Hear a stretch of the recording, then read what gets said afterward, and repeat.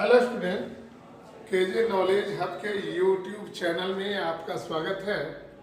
तो आइए आज हम लोग सामान्य ज्ञान के भाग 38 में 25 नए प्रश्नों के ऊपर चर्चा करते हैं और बारी बारी से उन प्रश्नों का विश्लेषण करते हैं। तो हमारा पहला प्रश्न है कि महात्मा गांधी दक्षिण अफ्रीका से भारत कब लौटे? 5 जनवरी 1914 को, या 9 जनवरी 1915 को, या 12 जनवरी 1916 को, या 15 जनवरी 1917 को। तो स्टूडेंट, महात्मा गांधी दक्षिण अफ्रीका से 9 जनवरी 1915 को लौटे थे और इसी के उपलक्ष्य में प्रवासी भारतीय दिवस जो है मनाया जाता है प्रत्येक वर्ष। तो हमारा उत्तर होगा 9 जनवरी 1915। 9 जनवरी 1915 को महात्मा गांधी दक्षिण अफ्रीका से लौटे थे। हमारा दूसरा सवाल है, भारत में बेरोजगारी की संबंधित आंकड़े को कौन एकत्रित एवं प्रकाशित करता है? योजना आयोग, नासो यानी national sample survey office, NITI Aayog या वित्त आयोग। तो भारत में बेरोजगारी संबंधित आंकड़े को एकत्रित करने का काम और प्रकाशित करने का काम नासो के द्वारा किया जाता है। नासो यानी राष्ट्रीय सर्वेक्षण, नेशनल सैंपल सर्वे ऑफिस, नासो राष्ट्रीय नमूना सर्वेक्षण कार्यालय, राष्ट्रीय नमूना सर्वेक्षण कार्यालय, सर्वेक्षण कार्यालय। हमारा अगला सवाल है, राज्य के कार्यपालिका का वास्तविक प्रधान कौन होता है? भारत का राष्ट्रपति, भारत का प्रधानमंत्री, मुख्यमंत्री, किसी राज्य का, या राज्यपाल? तो राज्य के कार्यपालिका का प्रधान होता है राज्यपाल। राज्यपाल के ही नाम से सारे काम किए जाते हैं राज्य के। लेकिन राज्य के कार्यपालिका का वास्तविक प्रधान जो है मुख्यमंत्री होता है। मुख्यमंत्री के इस्तीफा देने के बाद उसकी मंत्री परिषद भी पूर्णतः विघटित हो जाती है। तो और कार्यपालिका का सुचारू ढंग से संचालन जो है मुख्यमंत्री के द्वारा किया जाता है। इसलिए राज्य के कार्यपालिका का वास्तविक प्रधान जो होगा वह मुख्यमंत्री होगा। मुख्यमंत्री। हाँ, राज्यपाल उस स्थिति में कारगर होते हैं जब उस राज्य में मुख्यमंत्री ना हो। हमारा चौथा प्रश्न है, जड़ के द्वारा वनस्पतीय प्रजनन कौन करता है? शकरकंद यानी स्वीट पोटैटो, दुर्बा यानी ग्रास जिसको दूब या घास कहा जाता है, आलू, या ब्रायोफाइलम। तो ब्रायोफाइलम जो है पत्ती के द्वारा प्रजनन करता है। आलू जो है तना के द्वारा, जो आलू में आंख होती है उसके द्वारा प्रजनन करता है। दुर्बा जो है इंटरनोड के द्वारा और नोड के द्वारा प्रजनन करता है, जबकि शकरकंद जो है जड़ के द्वारा वनस्पतीय प्रजनन करता है। तो हमारा उत्तर होगा शकरकंद। शकरकंद, स्वीट पोटैटो। हमारा 5वां सवाल है, 36वें राष्ट्रीय खेल का शुभारंभ क्या है? अक्टूबर नवंबर 2020 में होने वाला 36वां राष्ट्रीय खेल वर्तमान में कोरोना काल में रोक दिया गया। अब इसका आयोजन जो है 2021 में किया जाएगा। इसको जो है इस राष्ट्रीय खेल का शुभंकर बनाया गया है। क्या बनाया गया है उसको देखते हैं। बुलबुल, छौआ, अप्पू या निक्की। तो हमारा उत्तर होगा बुलबुल। गोवा का राजकीय पक्षी जो है रेड थ्रोटेड बुलबुल है, इसलिए उस राज्य के राजकीय पक्षी को 36वें राष्ट्रीय खेल का शुभंकर बनाया गया है और 36वें राष्ट्रीय खेल का आयोजन गोवा में होने वाला है। तो हमारा उत्तर होगा बुलबुल या रूबी गुला। बुलबुल या रूबी गुला। बुलबुल या रूबी गुला।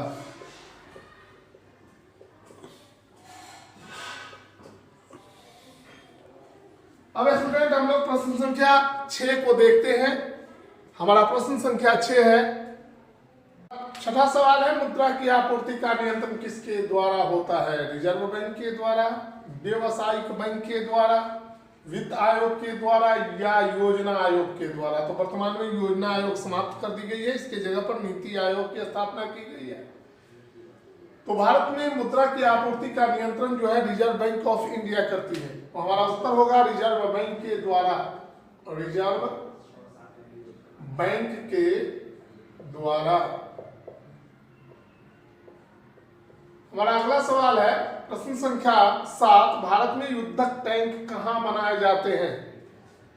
तो मुंबई में, पुणे में, बेंगलुरु में या आवाडी में? तो एच हेवी व्हीकल फैक्ट्री जो है HAV भारी वाहन HVF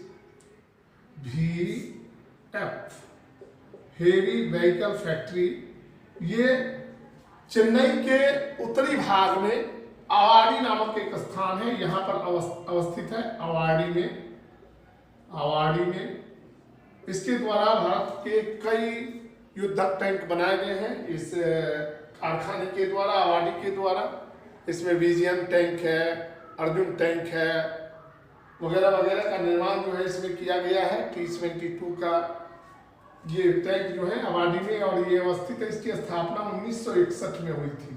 1961 में ये उत्तरी चेन्नई में अवस्थित है, उत्तरी चेन्नई। हमारा अगला सवाल है, प्रश्न संख्या 8, भारत के प्रथम वैज्ञानिक कौन थे जिन्हें पहली बार भारत रत्न प्रदान किया गया? तो भारत में भारत रत्न जो है सबसे बड़ा असैनिक सम्मान है। यह पहली बार 1954 में 3 व्यक्तियों को दिया गया था। इसकी शुरुआत जो है 1954 में हुई थी। पहली बार 3 व्यक्तियों को दिया गया था। पहले व्यक्ति थे डॉक्टर एस राधाकृष्णन, दूसरे व्यक्ति थे सी राजगोपालाचारी, और तीसरे वैज्ञानिक का नाम था, एक वैज्ञानिक थे।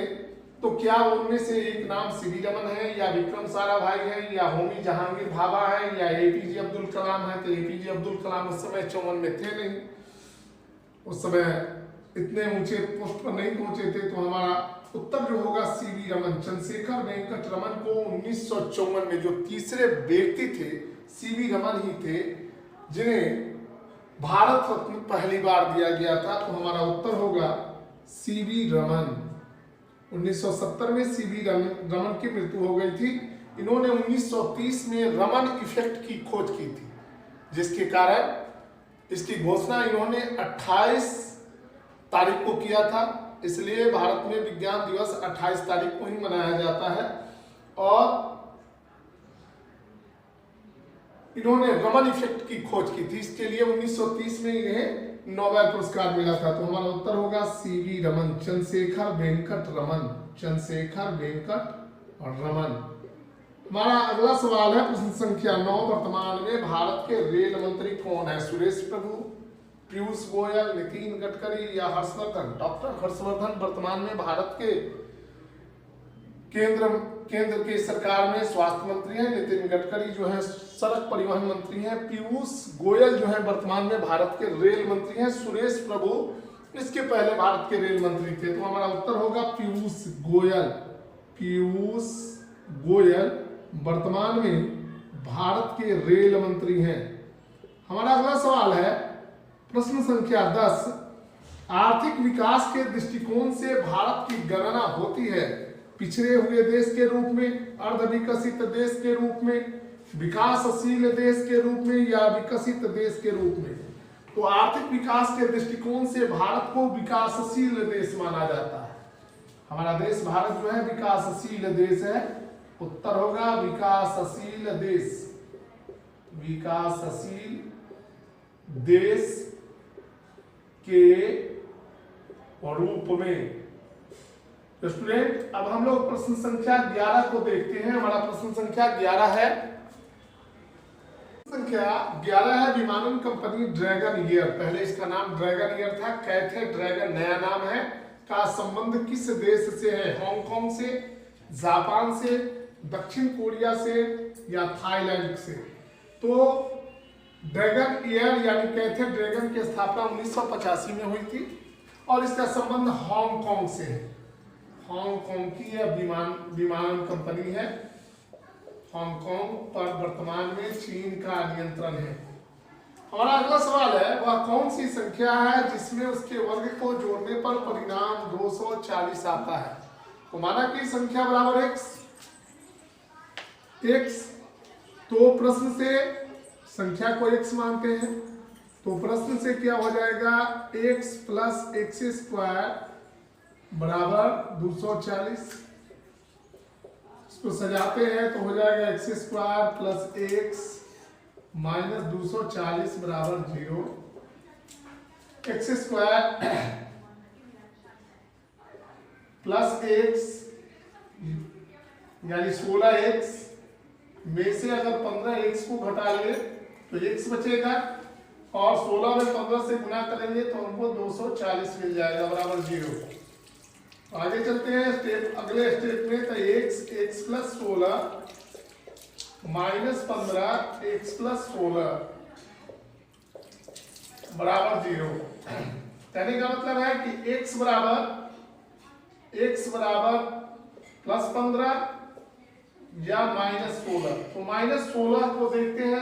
माइनस 16 में 16 से गुना करेंगे तो 256 हो जाएगा, 256 हो जाएगा और उसमें 16 को जोड़ते हैं तो ये हमको निगेटिव नहीं चाहिए, हमको पॉजिटिव चाहिए। तो x का मान जो है 15 होगा। अब देखते हैं 15 प्लस 15 का स्क्वायर बराबर 15 प्लस 15 का स्क्वायर 225 बराबर 240। हमारा उत्तर होगा 15। 20 का हो जाएगा 20 का स्क्वायर अब प्लस 20 तो 20 20 यहाँ 400 अब 20 420 होगा। 18 का 324 और 18 324 अब 10 334 8 342 होगा। तो ये भी नहीं होगा। 16 का 16 16 या 256 जोड़ 16 तो 272 होगा, ये भी नहीं होगा। 15 15 या 225 और 15 240 तो हमारा उत्तर होगा 15। अगला सवाल है यूनिसेफ का मुख्यालय कहाँ है? जनेवा, वियना, वाशिंगटन या न्यूयॉर्क। तो यूनिसेफ का मुख्यालय जो है न्यूयॉर्क में है। न्यूयॉर्क। यूनिसेफ का फुल फॉर्म होता है यूनाइटेड नेशन इंटरनेशनल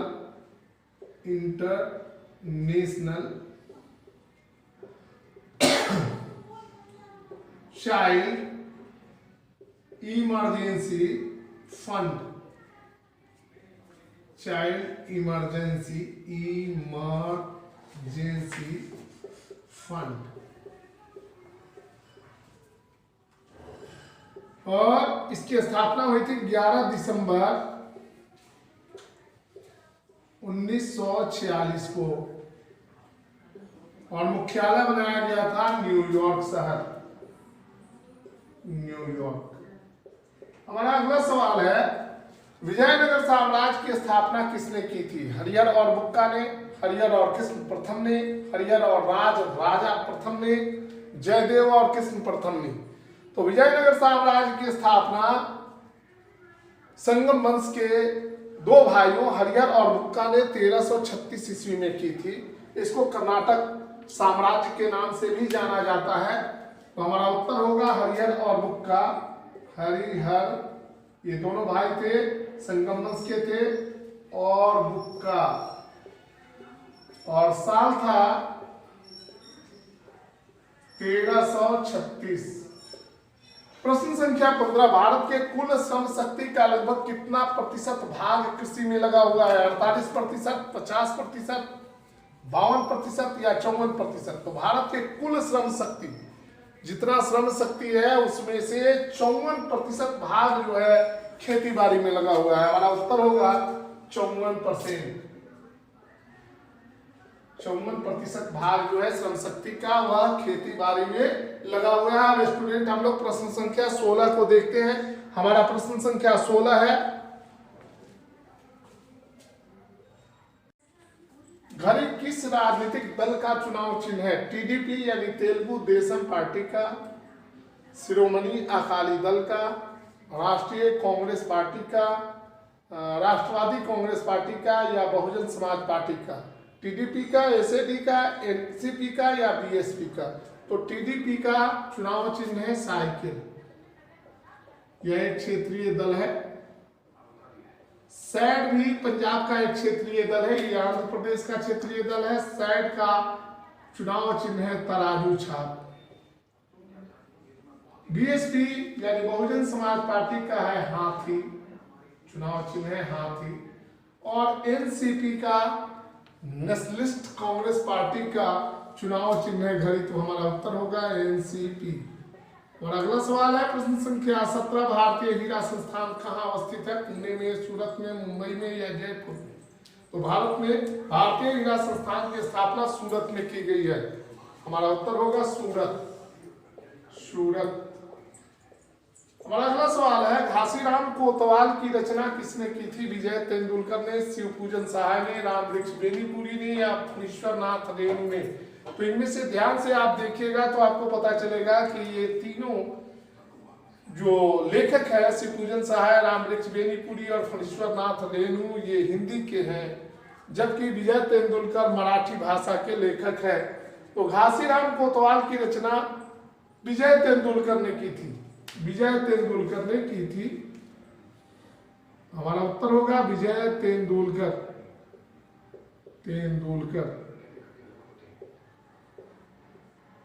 हमारा प्रश्न संख्या 19 है, इनमें से किसका बंधन कोण सबसे अधिक होगा? मीथेन का, बोरॉन, टेट्रा फ्लोराइड का, जल का या CO2 का? तो CH4 का जो बंधन कोण होता है 109.28 होता है, 28 डिग्री का। BF4 का भी बंधन कोण 109.28 डिग्री का होता है। H2O का बंधन कोण जो होता है वह 105 डिग्री का होता है और CO2 का बंधन कोण 180 डिग्री का होता है। तो इससे स्पष्ट होता है कि CO2 का बंधन कोण सबसे अधिक होगा। हमारा उत्तर होगा CO2, कार्बन डाइऑक्साइड। अगला सवाल है प्रश्न संख्या 20, यदि 3 क्रमागत विषम संख्याओं का योग 51 हो तो तीनों में सबसे छोटी संख्या कौन होगी? तो मानते हैं प्रथम विषम संख्या x है, दूसरा विषम संख्या जो होगा x+2 होगा और तीसरा विषम संख्या जो है x+4 होगा। इक्वल कितना है? 51 है। तो 1 2 3, 3x + 6 = 51। तो 3x = 51 - 6, 3x इक्वल 51 में से 6 हो गया तो 45, x इक्वल 45/3, 15 या 45। हमारा उत्तर होगा सबसे छोटी संख्या जो होगी वह 15 होगी। हमारा उत्तर क्या होगा? आंसर होगा 15। तो स्टूडेंट अब हम लोग अंतिम पड़ाव की ओर बढ़ रहे हैं। अब हम प्रश्न संख्या 21 को देखेंगे। 15, इसके बाद वाली संख्या जो हो जाएगी 15 2 17 और तीसरी संख्या 19, तीनों को जोड़िए 15 17 32 और 19 51, 51 होता है। देखते हैं प्रश्न संख्या 21, गन्ने में स्टेम ब्लीचिंग। प्रश्न संख्या 21 है, गन्ने में स्टेम ब्लीडिंग किसके कारण होता है? कवक के यानी फंगस के कारण, वायरस के कारण, बैक्टीरिया के कारण या प्रोटोजुआ के कारण? तो गन्ने में स्टेम ब्लीडिंग, इसके अलावा नारियल और तार में भी स्टेम ब्लीडिंग नामक रोग होता है। यह कवक के कारण होता है, कवक यानी फंगस के कारण होता है। और अगला प्रश्न है, बोको हरम किस देश का आतंकवादी संगठन है? तो बोको हरम किस देश का आतंकवादी संगठन है? मिस्र का, लीबिया का, सूडान का या नाइजीरिया का? तो बोको हरम वर्तमान समय में नाइजीरिया में बहुत ही आतंकवादी घटनाओं को अंजाम दे रहा है। यह नाइजीरिया का आतंकवादी संगठन है। इस संगठन पर रोक है, विश्वव्यापी रोक है, लेकिन यह अपनी गलत नीतियों के कारण धीरे धीरे विश्व के देशों में इसकी छवि खराब होते जा रही है। बहुत ही खतरनाक संगठन है, आतंकवादी संगठन है। हमारा अगला सवाल है, वृंदावन गार्डन कहाँ अवस्थित है? मथुरा में, मैसूर में, बेंगलुरु में या हम्पी में? तो वृंदावन गार्डन जो है मैसूर में स्थापित किया गया है। मैसूर कर्नाटक राज्य में है वृंदावन गार्डन। हमारा उत्तर होगा मैसूर। मैसूर। हमारा अगला सवाल है प्रश्न संख्या 24। 1944 में भारत के कुछ उद्योगपतियों ने एक योजना का प्रारूप तैयार किया था। इस योजना का क्या नाम था? बंबई प्लान, जन योजना, गांधीवादी योजना या सर्वोदय योजना? तो 1944 में भारत के कुछ उद्योगपतियों के द्वारा एक योजना का प्रारूप तैयार किया गया था, जिसको बंबई प्लान यानी बंबई योजना के नाम से जानते हैं। बंबई योजना या बंबई प्लान। बंबई प्लान या योजना, प्लान का मतलब योजना होता है। हमारा अंतिम सवाल है आज का, भारत का सबसे बड़ा बंदरगाह कौन है? विशाखापत्तनम, कोच्चि, कांडला या नावा सेवा? तो नावा सेवा का नाम है, वास्तविक नाम है जवाहरलाल नेहरू पोर्ट, या मुंबई में अवस्थित है, या भारत का सबसे व्यस्ततम और सबसे बड़ा पोर्ट है। लेकिन विशाखापत्तनम भारत का सबसे गहरा पोर्ट है। तो हमारा उत्तर होगा, आंसर होगा नावा सेवा। नावा सेवा मुंबई, और इसका नाम है जवाहरलाल नेहरू पोर्ट। जवाहरलाल नेहरू पोर्ट। तो स्टूडेंट, आज हमने आपके समक्ष 25 प्रश्नों को प्रस्तुत किया, बारी बारी से इनका विश्लेषण किया। ये वर्तमान में एनटीपीसी की हो रही परीक्षाओं के लिए आवश्यक है। इसमें अच्छी जानकारी दी गई है। अगर आपको वीडियो अच्छा लगे तो इसे लाइक करें, शेयर करें, सब्सक्राइब करें। तब तक के लिए हम आपसे विदा लेते हैं। हमारे अगले वीडियो का इंतजार करें। धन्यवाद।